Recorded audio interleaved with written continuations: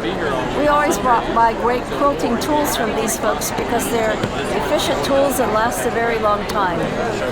What's your favorite tool that they have? The cutter, because it's ergonomically designed so that our hands and wrists don't get into trouble when we cut quilts all day. How long have you been using it? About 8 years. 8 years? 8 years. Wow. I'm a quilter. I make reproduction quilts from the 19th century. That would be Civil War era. What we do is we reproduce quilts that were made during that century as a tribute to that particular time period.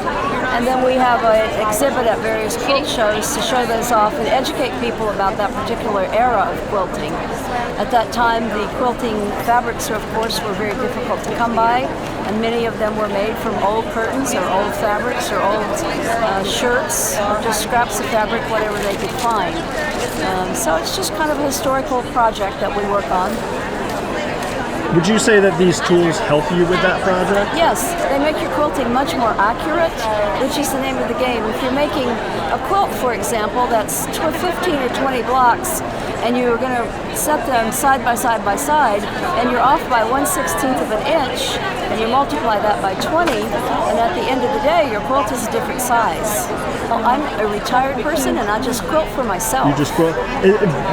Are you part of like a society that does these reproductions? Yes, we're a member of a group from Williamsburg, Virginia, called the Churn Dashers. Okay. Which is one of the oldest quilt blocks on record, and was very prevalent during that period of time. Perfect. Thank you so much. Thank you.